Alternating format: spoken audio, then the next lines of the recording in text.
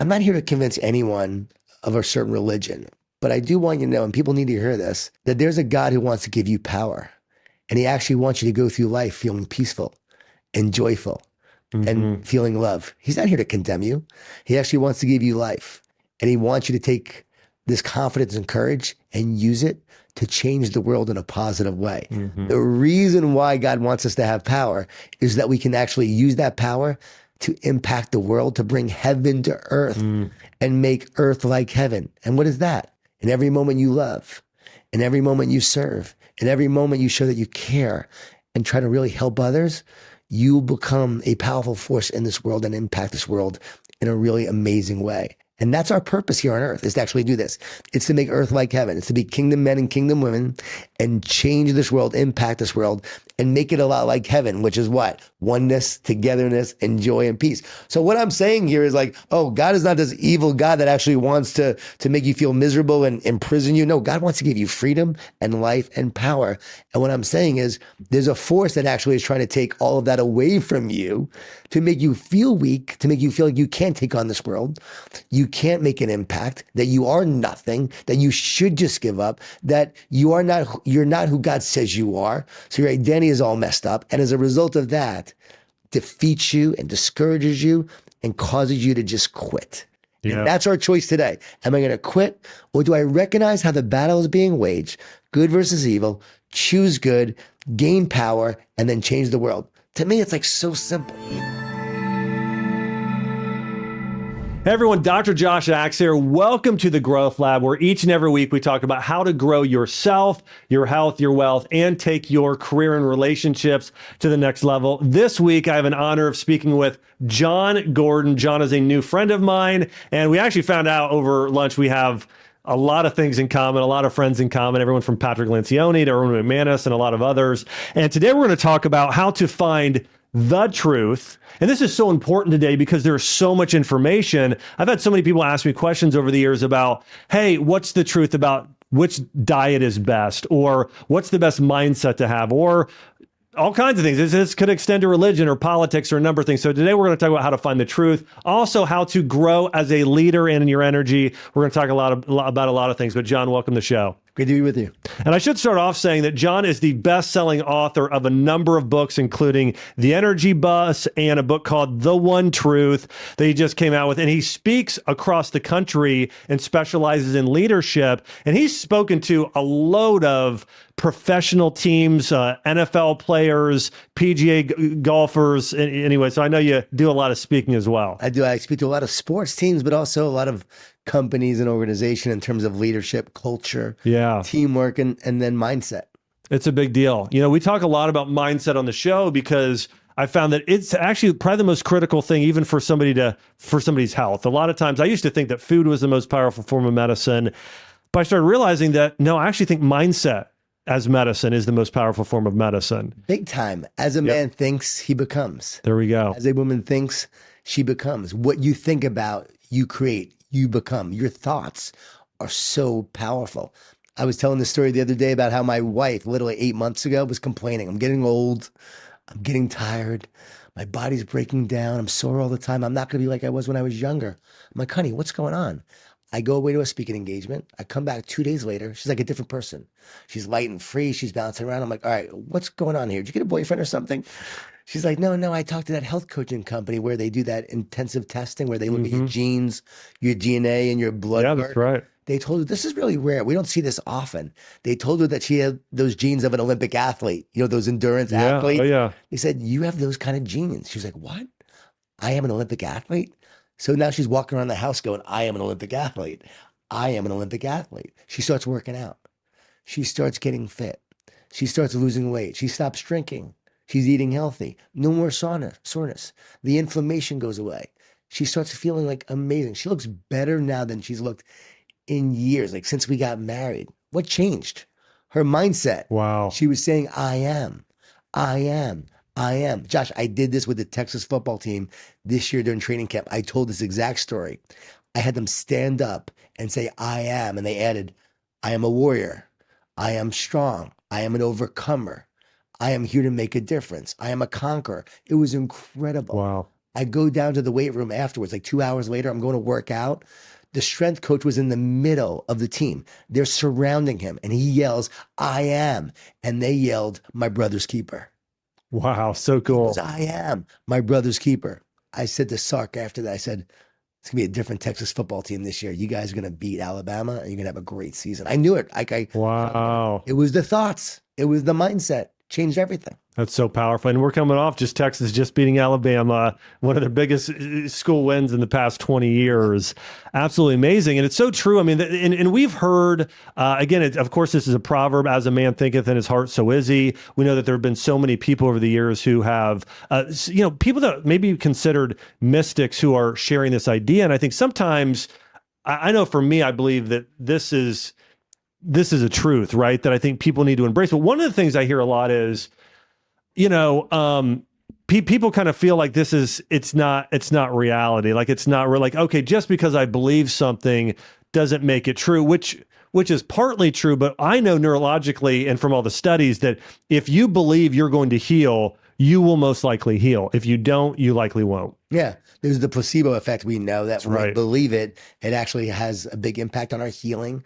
Your doctor's opinion and his belief actually has a big impact on what you believe about your healing. I'm sure you've seen the study Yep. on that.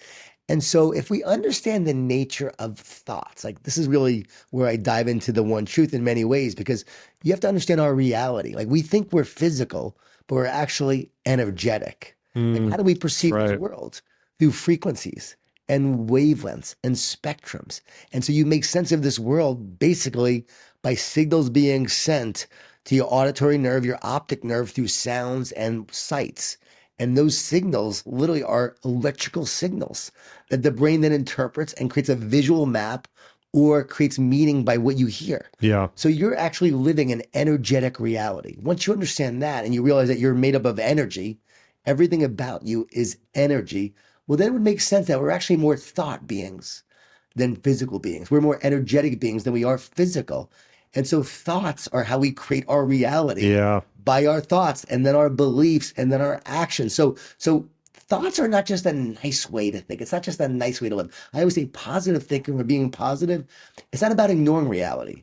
It's about maintaining optimism, belief, and faith Yeah. to create a better reality. And it's not about seeing the world through rose-colored glasses. Like, Right. it's knowing you have the power to overcome the thorns. And so you actually can overcome your challenges and your situations with the power of thought. And everything comes down to thought, literally positive thought or negative thought. Negative thoughts bring us down. Pessimism causes us to want to give up. Fear separates and divides us and makes us feel anxious. Positive thoughts uplift. They encourage. They make us feel powerful. Think about it. Love casts out fear. In every moment, when you're focusing on love, fear dissipates. Yeah. So fear will divide you, fear will weaken you, but love strengthens you and love unites you.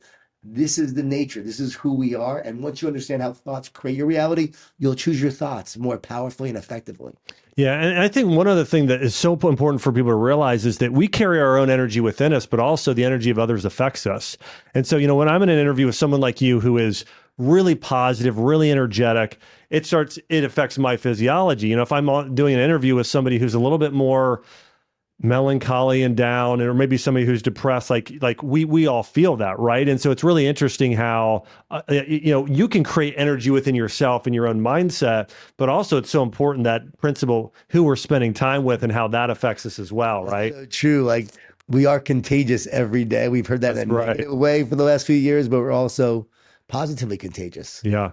I have to say hope is contagious. Love is contagious. Kindness is contagious. You can feel apathetic and give off that indifference, or you can be passionate and give off that energy. And research from HeartMath shows that when you have a feeling in your heart, it goes to every cell in the body and then outward. And up to 5 to 10 feet away, people can sense feelings transmitted by your heart via electromagnetic signals. And that heart is 5,000 times more powerful than the brain. So you're broadcasting every day your energy. And as you said, people pick up on that and they feel that. Now, here's the cool thing. When we have a conversation and there's a connection that happens, our hearts actually start to entrain. They actually start to synchronize together. Two hearts beat as one. I shared that in the One Truth. Why?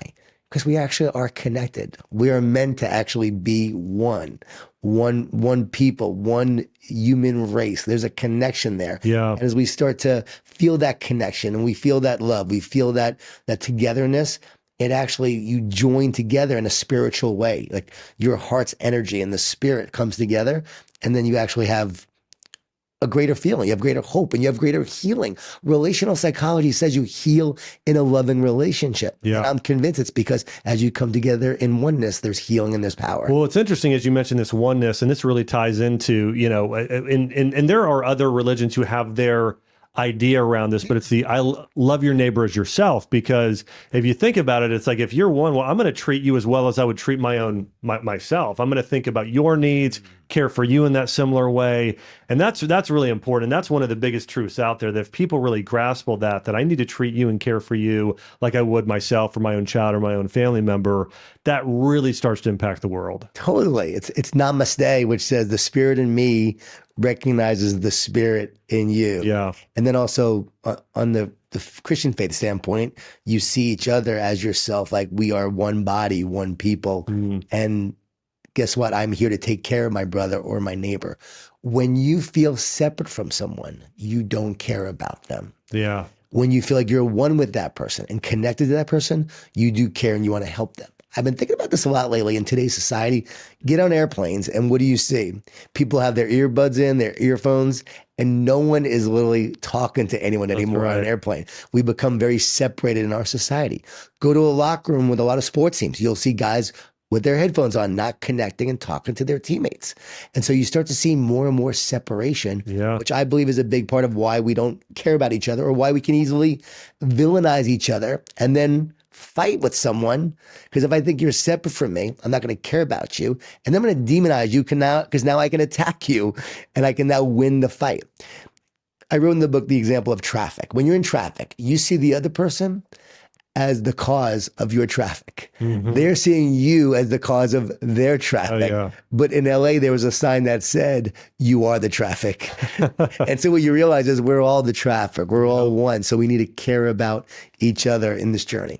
That's so good. One of the things I find really interesting today, and I'd love to get your take on this, is that we've moved into a realm and a world that was more objective and saying, hey, there isn't a truth. And whether it be the ancient philosophers like Socrates and Aristotle and Plato, who were committed to finding the truth, and maybe what the truth, there were certain truths they found, or you could talk about those of the Judeo-Christian faith saying, hey, this is truth. Well, today we're living in this kind of world where we hear a term like postmodernism, and essentially where people would say, well, find your own truth. That might be true for you. It's not for me. Or there's multiple truths.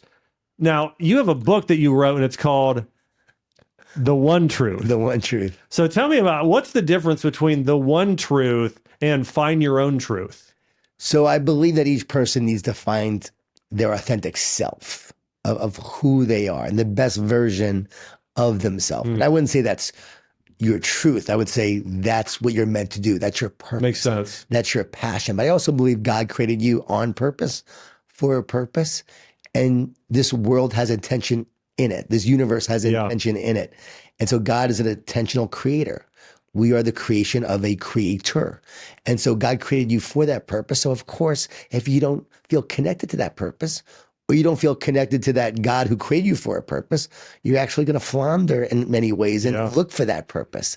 Just as that fish is meant to swim in water and the tree is meant to be connected to the soil, we are meant to be connected to our creator. And when we are connected, we feel joy. We feel peace. We feel love. We feel power. We feel confidence. When we feel separate and don't feel connected to God, to others, or ourselves, we feel very divided and anxious and worried. The root for the Greek word of anxious means to separate and divide. This is so interesting. I want to stop here because we hear a lot today. I mean, right now, when you look at mental health on the rise, and how many people they would say, I'm confused about what gender I am, or I'm confused about a number of things. I mean, there's a lot of identity confusion out there today. And so I think, but this idea of connection, because you said something here, disconnected from God, disconnected from others, but also disconnected from yourself. Break that down for me a little bit more about maybe something today, or you talk about in your book about how we're actually disconnected from ourselves. Well, what is the one truth? The one truth is that everything comes down to oneness or separateness. And the more one I feel, the more connected I feel power. A team that is connected and united is a powerful team. Yeah. A team that is disconnected and divided is a very weak team. And so we can actually see how this plays out. It's the same thing with us. When we feel connected to ourselves, to others and God, we feel powerful. When we feel disconnected from others, from God, from ourselves, we actually feel very weak. So what does being disconnected from yourself mean? Well, in the place of, like you said, identity. When I think about identity, it's like so clear what's going on right now. You will always be attacked in the place of your identity, because there are two opposing forces. There is a force trying to divide and separate you and weaken you.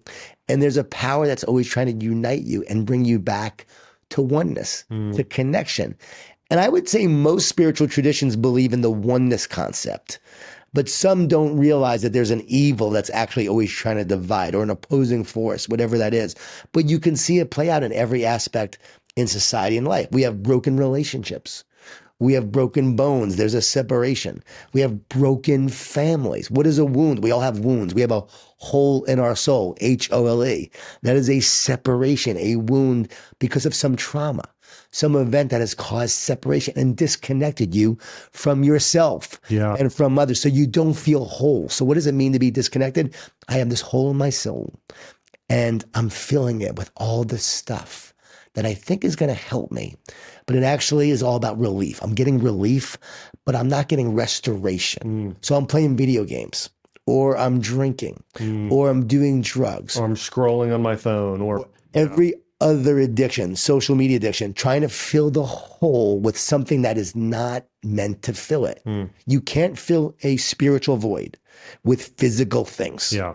And we all have this void. See, once you understand the one truth, it makes you like a Jedi in this world, because you'll see how it plays out in your life. Like social media. Social media is not the problem, though. It's the fact that you feel separate. And so when you look at social media and you feel separate as a result, or because of, or even leading into it, then it actually reinforces that. It makes you feel unqualified. It makes you recognize, I'm not living my purpose. I'm looking at someone else's life instead of living my own. Whereas, you could be in a high state of mind, which I talk about in the book, high state versus low state. High state, I feel very connected in that moment. I go to social media, it has no power over me. It doesn't even affect me. One day traffic bothers me, the next day it doesn't. Is the traffic? No, it's not the traffic. It's our state of mind. When your state of mind is low, the traffic bothers you. When your state of mind is high, the traffic doesn't. You move on. Same thing with circumstances in our life. Someone could say something mean to you. Low state, it bothers you. You start to question yourself and lose confidence. High state, you're like, oh, that person doesn't know what they're talking about. I feel good. I'm going forward. Let's go. Sales, you're a low state. Rejection happens. You start to question your sales ability, your future, this job, everything. High state, you're like, next call. Let's go. I got this.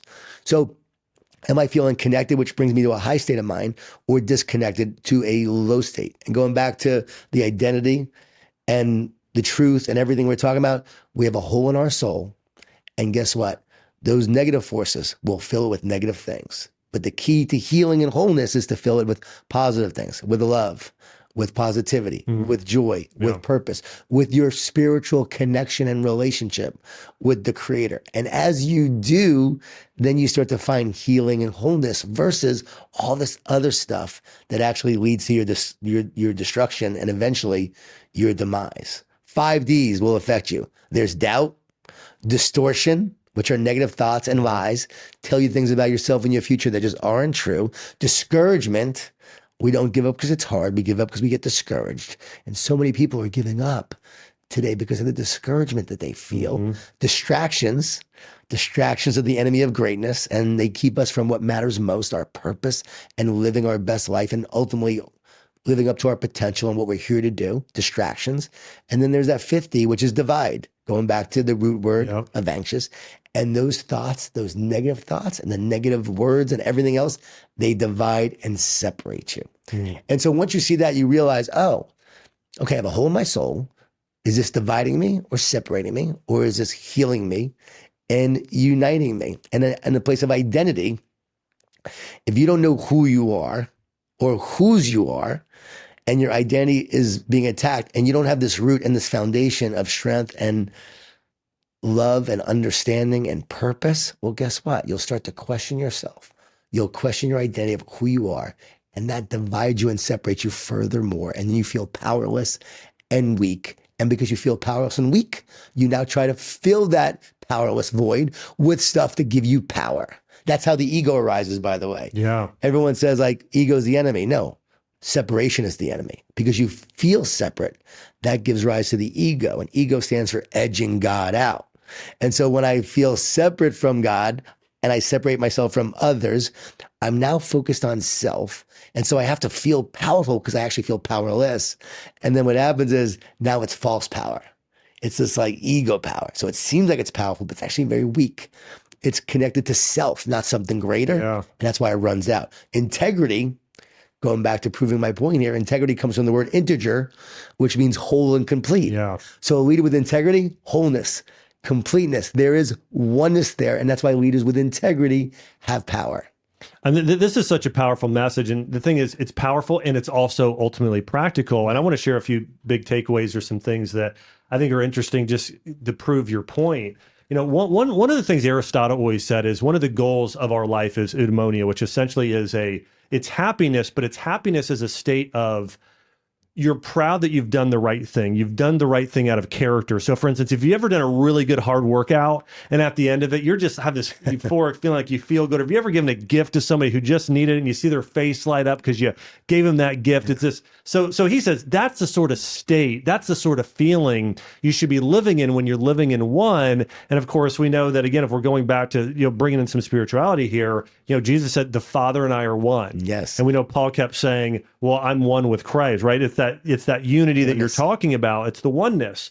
So that oneness is so important. And I think the more that people can live in alignment with love your neighbor as yourself, love God, love the planet. Like when you litter and do something harmful to the planet, you're creating separation, right? Yeah. When you talk negatively to yourself, to the image of God, you're creating separation. Yeah. And I think about this even with spouse. This is such a key message for marriage because I think about my marriage with Chelsea.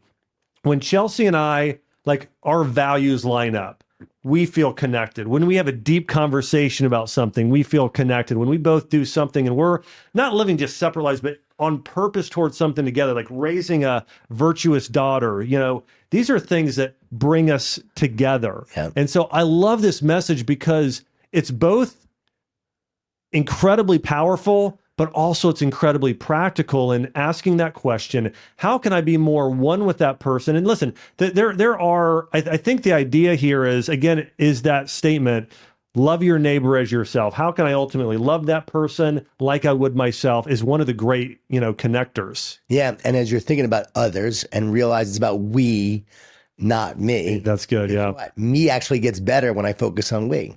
When I help others improve, I improve. When I help others get better, I get better. There's a great story about a guy named Schwen Nader, recruited by John Wooden to play at UCLA years ago. 6'10", played at Cypress Community College. And he recruits him. He says, you're not going to play a lot because we have the best center in the world in Bill Walton. But we want you to come here and make Bill Walton better. So Schwen agrees to go to UCLA, and his job is to make Bill Walton better. So every day in practice, he is pushing and challenging Bill Walton. Never starts a college game, but he's the only person in NBA history to have never started a college game but be drafted in the first round of the NBA. 12-year NBA career, rookie of the year. What happened? Every day he was making Bill Walton better. Wow. He got better. And so you can see how this plays out with the we versus me. Are we together? Are we united? Are we helping each other get better? My wife and I wrote a book called Relationship Grit, which is about staying together and sticking together through tough times because we had our tough times. We almost didn't make it twice on our journey, much because of my negativity early in our marriage. People think, oh, I'm Mr. Positive guy because of the books that I write, but I actually was really negative and struggled with my faith, struggled with a relationship with God, very disconnected, focused on self, very narcissistic in many ways, trying to create this success and miserable in the process. So she threatens to leave me and I had to change.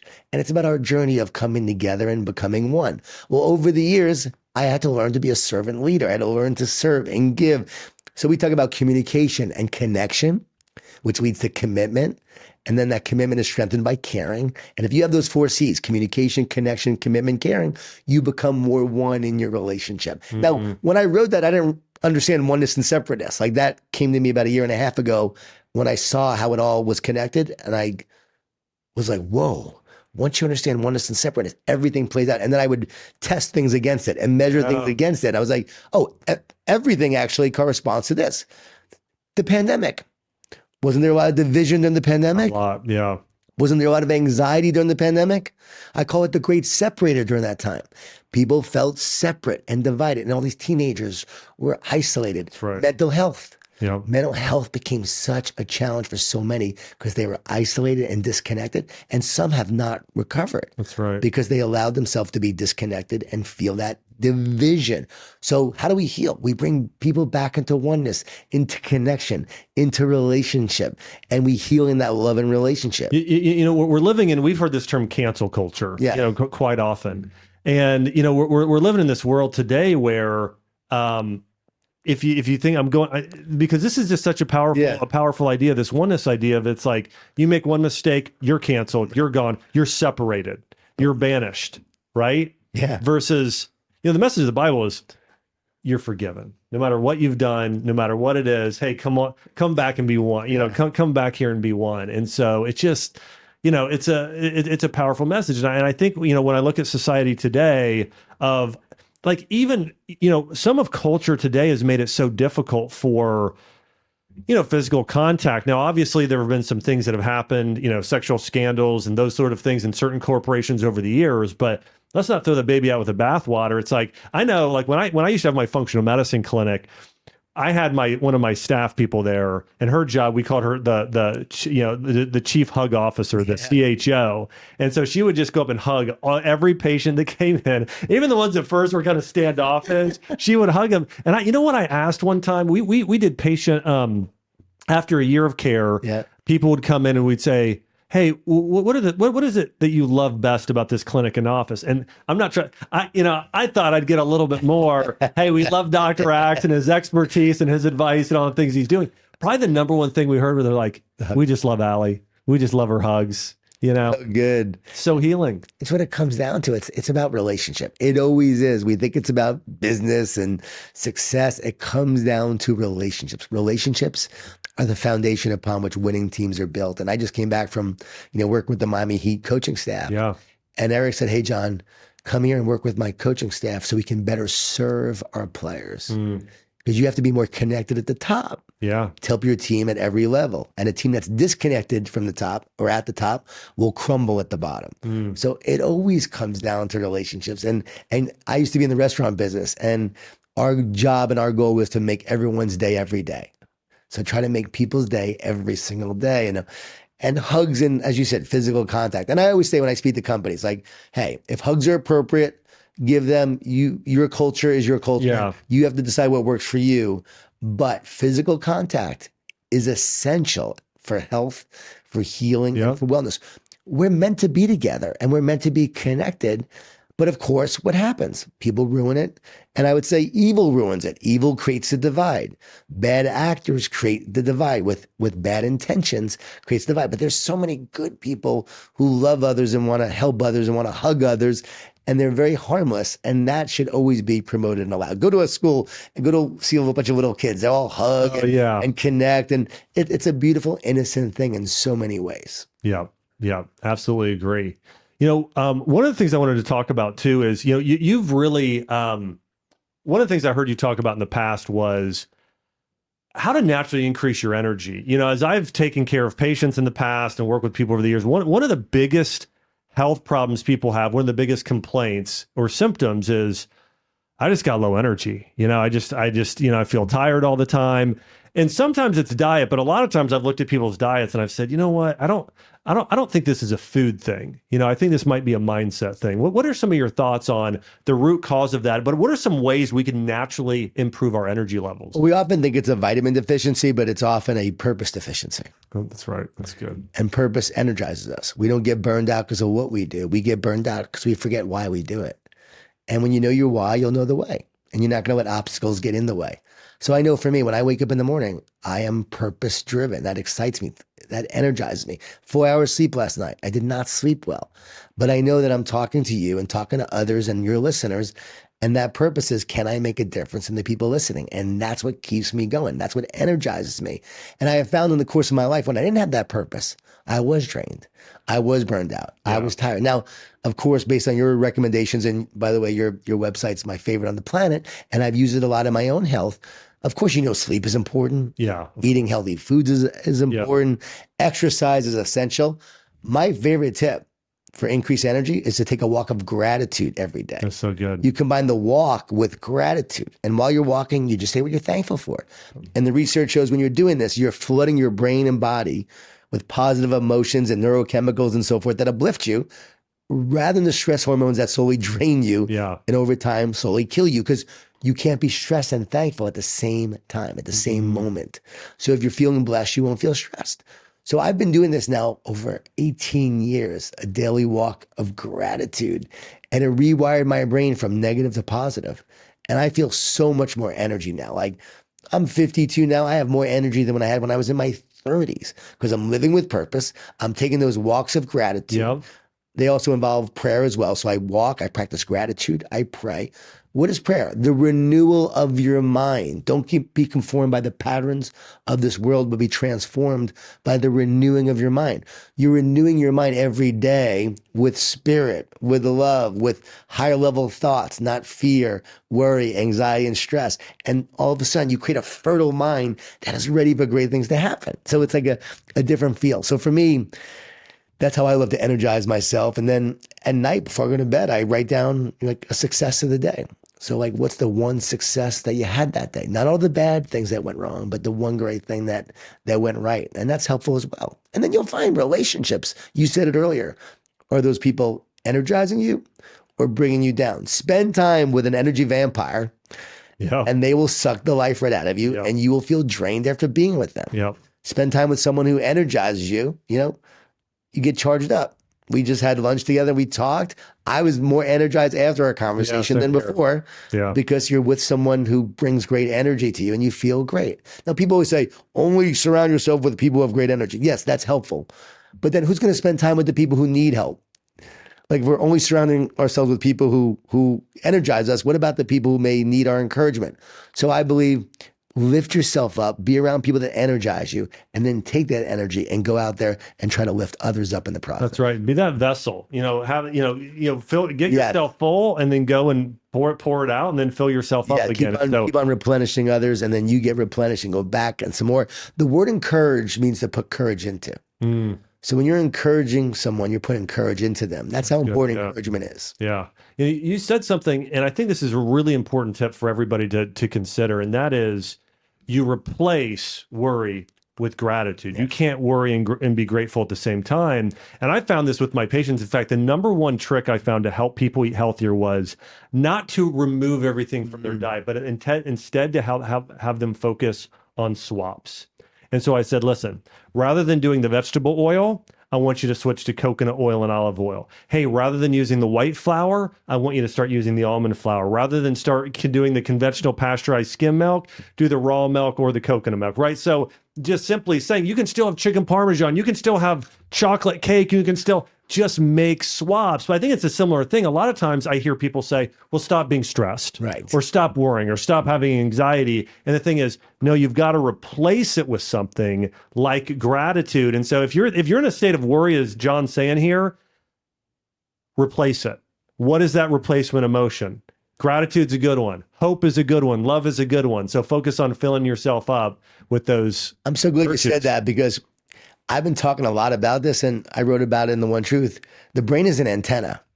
So you have a choice in every moment. What are you tuning into? That's good, yeah. The negative or the positive? So if you're tuning into the negative, guess what? Your playlist is automatically on that negative station. Your dial is tuned to that negative station. You drive in your car, when you get in, guess what? It's automatically tuned to the negative. We got to start tuning into the positive each day, as you said, and replace. So instead of doubt, we trust. I call it TUNE, tune. Instead of doubt, we trust. Instead of fear, we unite with love, because fear divides, love unites. Unite with love. and neutralize the negativity. So instead of listening to the negative thoughts that come in, talk to yourself with words of encouragement, words of life. I am. Start saying those I am statements. Start saying words that speak truth to those lies. So someone could be struggling saying, I'm not enough. No, I am enough. I don't have what it takes. Yes, I do. I'm going to get better every day. The future is hopeless. No, it's not. There's a purpose and plan for my life. So you start speaking truth to those lies. We have people actually write down in our trainings, we do this, write down your negative thoughts on the left side of a piece of paper. On the right side, write down the words of encouragement you will replace those negative thoughts with, and positive words that will speak life to yourself. And it energizes you. It changes everything. And that then elevates your thinking. Instead of the fear and all the negative thoughts that bring down your state of mind, lower it and cause you to want to give up, elevate your thinking on a daily basis with what? Optimism, with hope, with belief, with joy, with confidence, with courage. All of those things on a daily basis allow you to replace the negative with the positive. If we would do this every single day and actually practice this and take action, the antenna, you actually nourish the antenna with positive thoughts, where I'm convinced in the future, we're going to believe and actually find out that negative thoughts actually sabotage and damage your antenna, the frequency of your brain. Sure, yeah. Because that's why you get negative thoughts and then you tune into more and more negative thoughts. Negative thoughts exist at a lower frequency. Positive thoughts at a higher frequency. You know, I think that Dr. Daniel Amen, I mean, he gets into some of this in this research, does brain scans, and actually sees a little bit of this in terms of thoughts. And so I think we have some of it, but it's going to continue to develop. I texted him over time. I texted him. I said, "Hey, the brain is an antenna." He responds, "The brain is an antenna," with like 10 exclamation points. Yeah, that's good. Once you hear it, yeah, it makes sense. 86 billion neurons in our brain, 86 billion neurons. Every neuron has a transmitter and receiver on it. It is an antenna, and there's two main frequencies, positive or negative. It's why everything comes down to positive or negative. There's a negative station, LIE, lie, and there's 1111, the truth. That's right. Which station am I listening to? And by the way, go to the garden, Adam and Eve, it's a great story. And by the way, people say it's a religious story. No, it's not. It's actually an ancient Jewish story. It's not a Christian story. It's a Jewish story about the separation of man and women from God and relationally from each other. And how that happened. They believe the lie. They were listening to the wrong voice, the negative voice that said you will become more, but it lied to them and they became less. And then there was the voice of God that said, I've made you for more, live this abundant life, eat from all the trees in the garden, be one with me and connected with me. That's the difference between the two stations right there. But also we see it play out in the old ancient Cherokee story. Two wolves. We all have two wolves inside of us. What? A positive wolf and a negative wolf. And what happens? They fight all the time. Who wins the fight? The one you feed the most. So feed the positive wolf. That's an ancient Cherokee story. Wow. Truth will be found everywhere. And then we also see it in pop culture. You know, we see it in like everyday like TV shows and movies where you have like the main character and they have two voices. Yeah, they have the evil or they have the devil and then they have the angel and they're talking to him. That's the two frequencies that are playing out in every moment of every day. And which one will you listen to? So in your words, replace the negative with the positive, and then you win the battle of your mind. Yeah, you know, I think when I think about society today, I think that in a way it's moved more away from God and it's moved more negative. And so now there's still plenty of incredible positive messages, people, things we can find out there. But there is a great degree of negative, not that there was in the past, but there still is a larger amount than I would say probably 50 years ago. You know, I want to hit on a couple things I think are so important as you were sharing. One is this idea of energy. I think it's important to be aware of your energy, the energy of others, the energy you're giving away. You know, there's masculine energy, there's feminine energy, there's, and in fact, you can see there are frequencies if you measure somebody who's acting with love or compassion versus anger versus there's different frequencies here. So I'm in agreement with you that everything is energy in terms of just what's part of what's feeding us the spirit and what's happening. And all that being said, again, going back to this, I think it's so important that we realize what we're tuning into, what those frequencies are. You know, when I was a kid, we used to have this thing and it was called TGIF, Thank God It's Friday. And then they eventually took God out, and it was like, thank goodness it's anyway something else. So, but anyways, it was TGIF, and it was Thank God It's Friday, and we watched shows like Step by Step and Full House and all this. What, you know, Steve Urkel, this is hilarious. You know, and even Fresh Prince of Bel Air shows. Yeah, they were fantastic, and they all had this moral of the story. It was that thing. It was like you had a devil and you had an angel, and it's like, okay, good one out in the end. Here's the moral of the story. Do this thing. Today, when you watch TV shows, I can't think of any outside of like we get, you know, my daughter, maybe there's certain shows we have her watch to learn to share. And, you know, but most of the adult shows, how many of them have a moral of the story? What I see society doing a lot of times is saying, well, it's all the same. There is no good. There is no evil, right? Because sometimes like you want to root for the, like it's all subjective. It's like there really is no good or evil. It's just your opinion. What are your thoughts on society becoming so, the idea they're subjective versus objective? What happens when we're objective and know this is the truth versus, well, there really is no truth? The greatest deception of the devil or of evil is to actually make you think it doesn't exist. Mm-hmm. Because then there is no good or evil. But look at every major epic movie. It's all a battle of good versus evil. Yeah. Black Panther, good versus evil. Star Wars, good versus evil. Harry Potter, good versus evil. That's right. And you said today, though, on these shows, in many ways, it's just pure evil. A lot of the shows today, it's just pure evil. Yeah. Again, you can just look at how things are playing out and you can see the battle of good versus evil. Most people see someone committing a murder and go, that's evil, right? As our friend Erwin McManus would say, we don't call a lion when it attacks someone or something evil. No, you're just being a lion. But when a human being does it, we don't say that's evil, but we probably should say it's evil because you're not in your nature to do that. It's in the lion's nature, but not your nature. We know there's also goodness within you, but we also know that there's bad in you. Human beings are capable for both good and for bad. We all have that. There are two forces playing out in this world. That's truth. Yeah. That's not subjective. That is truth. There is good and evil in this world. And I would debate anybody. Prove me wrong, because you could see it playing out in this world. Yeah. And I can also even give you examples of how evil's pervaded, and evil people don't even talk to each other about certain things that they do and certain acts, and yet they know to do it. There's like an evil in consciousness that gives them the ideas and the input on how to do things. Sexual abusers know how to groom. They say, oh, there's articles on that, but they know what to do even without doing it. There's an evil that leads them in doing that. And so there's good versus evil. And I would say that truth is not subjective. Truth is objective. Yeah.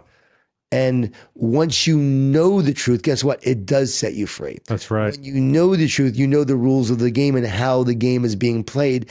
And guess what? You can win the game. If I know it's a battle of good versus evil, and that there's negative thoughts trying to bring me down and move me away from my purpose, and positive thoughts, and there's a God trying to move me towards my purpose, well, I can now choose that. But too many people are believing the lie that, one, there is no God, or there is no good, or there is no purpose for their life. And guess what? They're miserable. Yeah. And they're unhappy, and they're negative, and they want to give up. Most people dealing with their identity are actually dealing with their mental health challenges. So we need to call it what it is.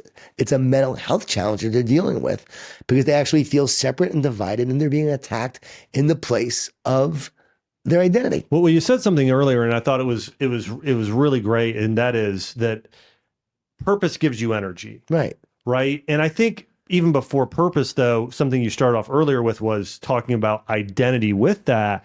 And so if you think about this, like the levels of identity, if I believe myself as like, I'm inherently evil, or people are a virus to the planet, or life is meaningless, or, you know, like, and so, or like, hey, you know, like, I don't have much purpose. My identity is just like, I'm kind of like an animal. That's a pretty weak identity. Or, you know, I can get married or whatever. Like I could have a very weak identity as a father or a parent.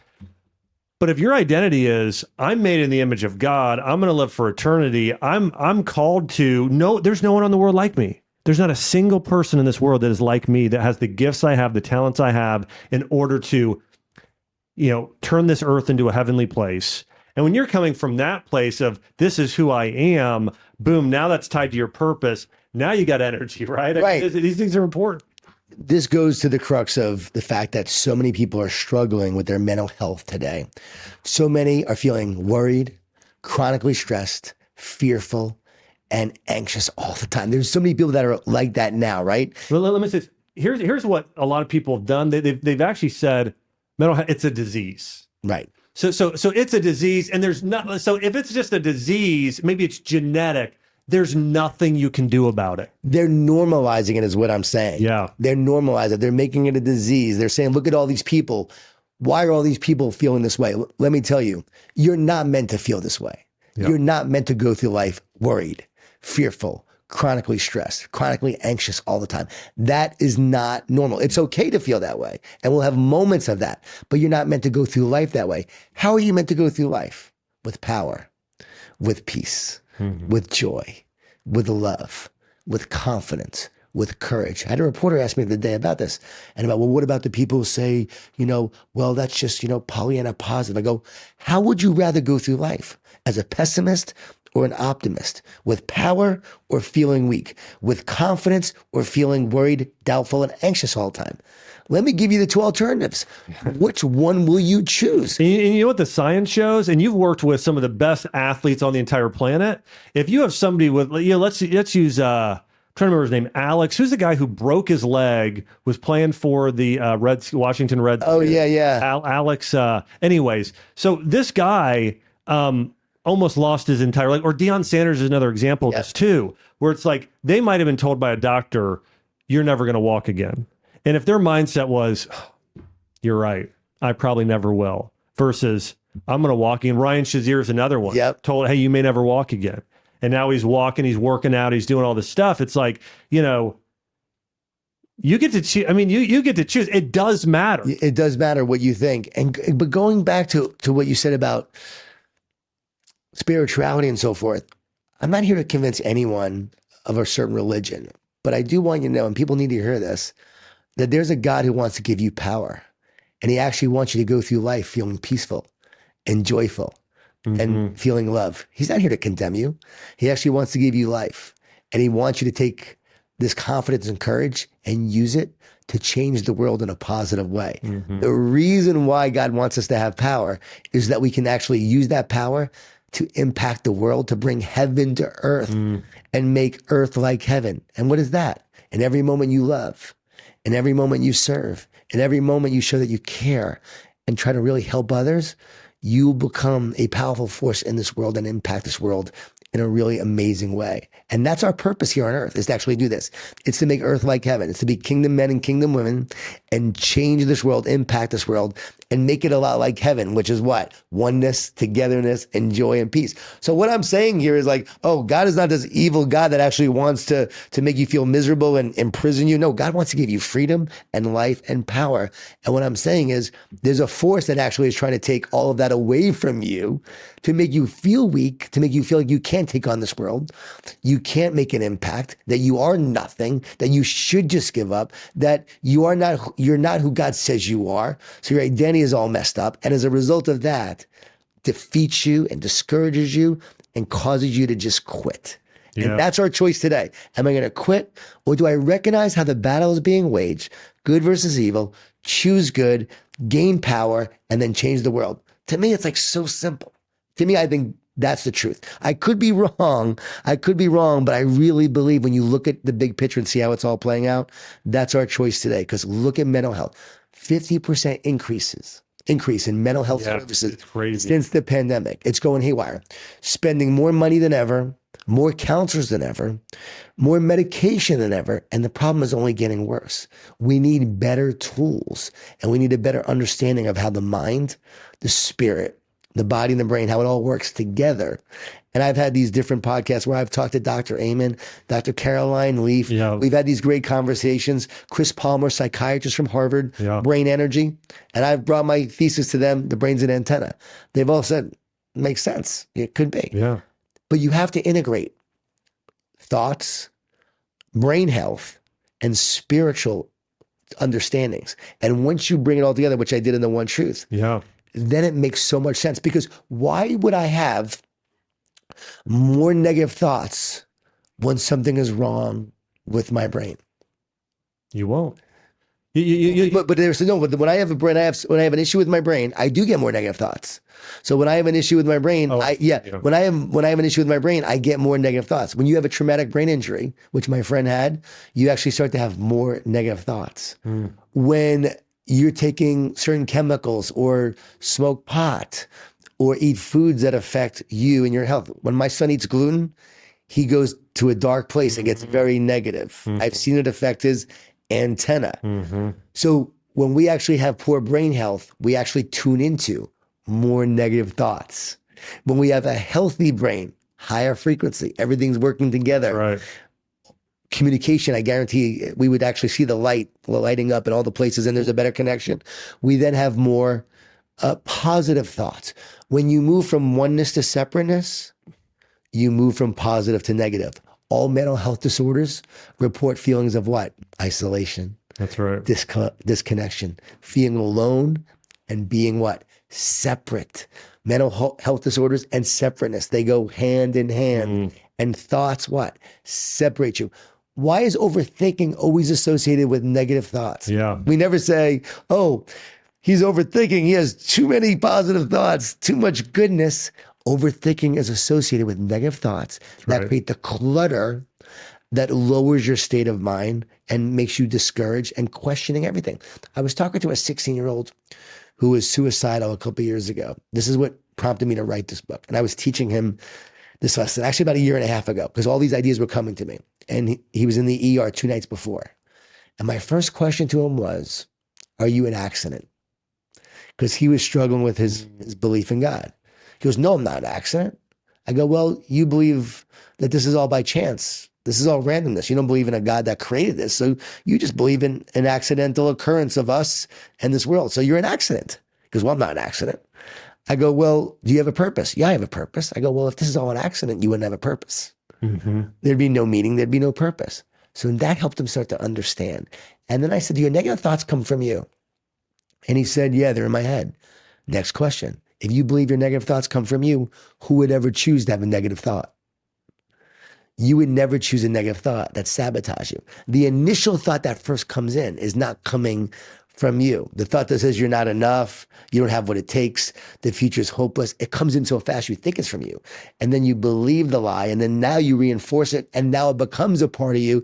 And then you choose to now say going forward, oh, I'm this, I'm that, I'm this, because it was first introduced to you. And now it becomes your identity. And what happens when you embrace the lie? We were talking, you mentioned the Garden of Eden before, and you have the serpent saying to Eve, a lie. She could have believed it or not believe it. Right. She believed it. What happens? Well, it's a fall. I mean, there's something that happens. It leads to the fall. So when you believe the lie, it leads to your fall because you're believing the lie. So now these negative thoughts are coming in. Once he understood his negative thoughts were not coming from him initially, because you don't have the power of the first thought, but you have the power of the second thought. You can actually respond to the lie with truth. Well, there's something Dostoevsky said, and it's really brilliant. Basically, he says that the greatest lie, the most harmful lies are the lies we tell ourselves. Right. Right. And so, she heard a lie from someone else, but then she told it to herself. Right. And so he heard it first, and now he's telling himself those lies. So he has all these negative thoughts in his head. He's beating himself up. He's feeling shame and guilt, thinking something is wrong with him. Something is broken. How many kids today think something is wrong with them? Something is broken. I have all these negative thoughts. Parents go, let's go see the doctor. Let's get you on medication. Right. Let's go hear this. You got to do this. No, you're just having a bunch of negative thoughts that were not from you initially. Yep. So I taught him all this. His parents go, what did you do? He's fine. The next day, literally the next day, had a shift. Stop beating himself up. Stop thinking those thoughts were from him. Stop feeling guilt and shame and realize he's the hero in an epic story. And in the hero, in the epic story, you're going to have the negative and the positive. And he's got to choose the positive to overcome the negative. Yeah. That kid reached out to him just recently. How you doing? Doing great, Mr. Gordon. High state of mind. Unbelievable. Like, okay, this kid, if he didn't understand the truth, would still be suffering probably. Yeah, that's right. Right now. I've now done this with a number of kids, a number of teenagers, all. I don't look for coaching kids, but I know the parents and leaders and companies and CEOs. Can you talk to my son? Can you talk to my daughter? So many people are struggling. I teach them this. One session, they get it. It takes about 45 minutes to an hour of sharing the one truth. That's why I wrote the book. And often, and one of the things I love about this book, and if you guys haven't seen this book, it's fantastic. The One Truth here, John Gordon, Elevate Your Mind, Unlock Your Power, Heal Your Soul. You can find this in bookstores nationwide, Amazon.com, Barnes and Noble. I think some people don't realize sometimes it's just one single belief that if you can shift that one belief, it's like a domino effect, right? Or butterfly effect. All these other dominoes fall in place. Like you said, if somebody believes I'm an accident, I'm unworthy, nothing's by design, like all of those things versus I was created by an all-loving God with a purpose to live for eternity. That in a way kind of single, I believe this or I believe this will absolutely change somebody's mindset and trajectory and their entire life. Big time. And even if you don't believe in God, let me just ask you, where do the 86 billion neurons in your brain come from that have transmitters and receivers on them? We know that we actually build transmitters and receivers. We have to design them to create them. Well, how do they come about in your brain? Well, one answer is two rocks, slammed. Well, out of nothingness, something appear. I mean, and it's been. That's the only other answer. I mean, it's been proven. Even the Big Bang Theory basically shows this world was designed. If everything was just off by a millimeter, nothing would exist. Right. Like life on Earth couldn't be sustainable. These are scientific proofs. And so I don't want people to believe in religion. I want them to understand that there's a God who created this world and created you and has a plan and purpose for your life. It's by design. It's by design. Yeah. You're meant to live intentionally with the purpose that you were created for. And when you're not living that purpose, you're not going to feel quite right. That's right. When you're not feeling connected, going back to the beginning, you're not going to feel quite right. When you're not living a whole life and eating right and exercising and sleeping, which has a huge part of your energetic body and your brain. See, sleep affects the antenna. Food affects the antenna. Yep. Exercise affects the antenna. When you're not doing things that nourish your antenna, you're going to start to have some problems.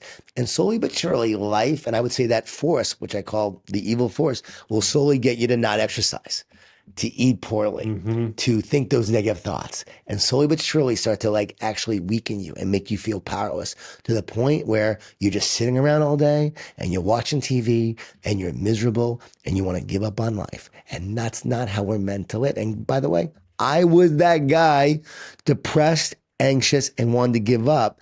And I know what it's like to feel that way. And I know what it's like to feel connected and purposeful and joyful. And living with that connection and that relationship with yourself, with my wife, and then ultimately with the Creator. And by the way, so good. You take time every day to spend, walk each day, just practice that gratitude walk. Yeah. And, I used to be a Buddhist, so I would meditate and I would practice meditations and study the Dalai Lama and Buddhism and all of that. So that practice actually helped me in a way, because when I started to take these walks of gratitude and I started praying on these walks, I actually started praying to the Creator of the universe, to God.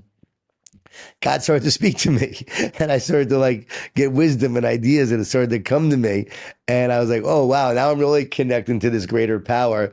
I realized, the goal is not to connect to nothingness. Yeah. It's connected to the God who created everything.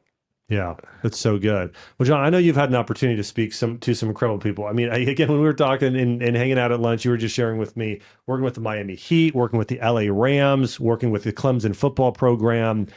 One of the questions I love to ask all my guests is, in being around some of these incredible people, what is the best piece of advice you've ever received? Such a great question. I learned from Dr. James Gills. He's the only person on the planet to complete 6 double Ironman triathlons. And the last time he did it, he was 59 years old. Wow. And a double is you do an Ironman. A day later, you do another one. And so he was asked how he did, and he said, I've learned to talk to myself instead of listen to myself. I just think that's the best piece of advice ever. Don't listen to the negative thoughts. Don't listen to the negative voices. Speak truth and words of encouragement, words of life, going back to what we've been talking about. From Mike Smith, I learned you can have bad moments, but don't have bad days. Don't allow your bad moments turn into your bad days. And, I've learned that in my own journey as well, listening to that piece of advice. And Dabo Sweeney, I've learned from him, just when things aren't going well, when it looks like you want to give up, that optimism and that positivity has to be real. Because I went up there and they were 4-3 a few years ago.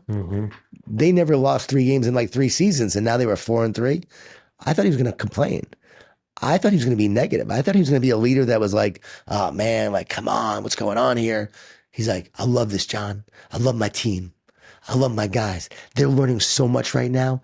They're growing in so many ways. They're learning things that they would never learn if we had success this year. This is going to help them for the rest of their life. And I'm like, oh my God, this is real.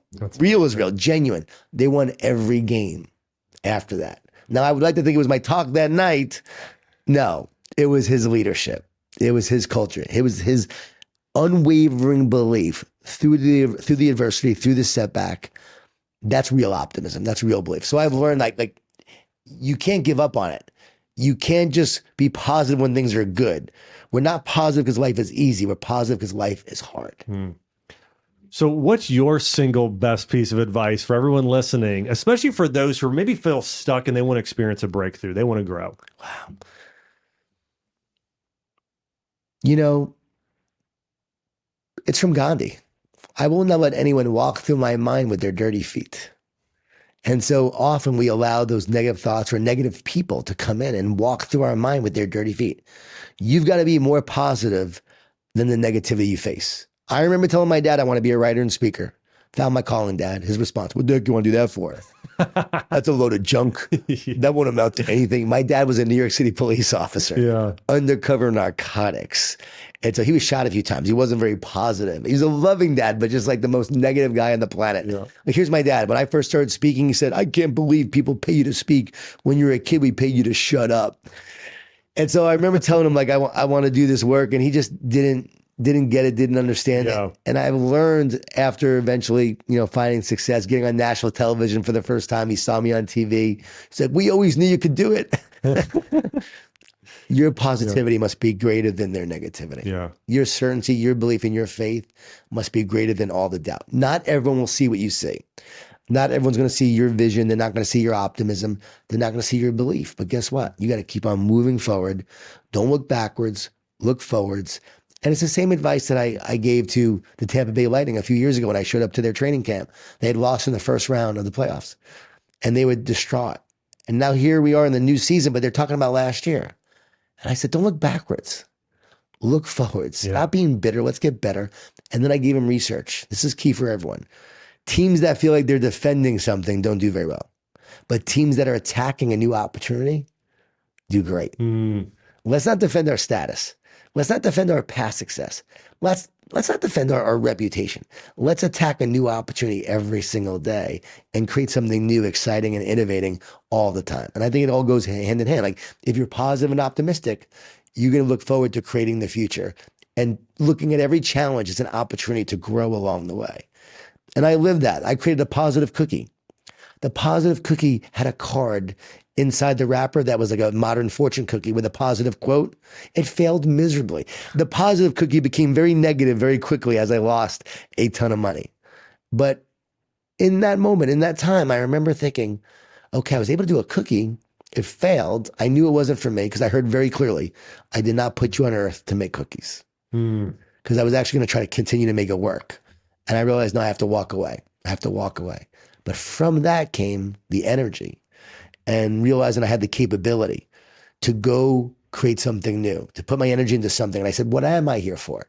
And that led to our leadership training and all the things we're doing now to develop leaders around the country and around the world to help people become better leaders and build stronger teams. That would have never happened if I didn't have the positive cookie go negative. So now I consider that positive cookie positive again because it led to the good things. I love it. It's so good. Well, John, thanks so much for sharing today. It was powerful. Let everybody know where they can find you. Thanks so much. JohnGordon.com, JON Gordon.com, Twitter, Instagram @JONGordon11, and then the one truth at GetOneTruth.com. I love it. Well, everybody, big thanks to John Gordon here. So impressed. And hey, I want to encourage you, if you're not subscribed here, make sure to subscribe. We got a lot more great content coming your way. And thank you for being part of the Growth Lab community, where we teach the science behind how to grow. And hey, if you've enjoyed this podcast and you're on YouTube, let me know your favorite part about the podcast. If you're on iTunes or if you're on Spotify, hey, also feel free to run over to YouTube and let us know some of the future topics you want to cover and some of the favorite things that you took away from what John shared today. Hey, everybody, thanks so much for watching. We'll be back next week with another show.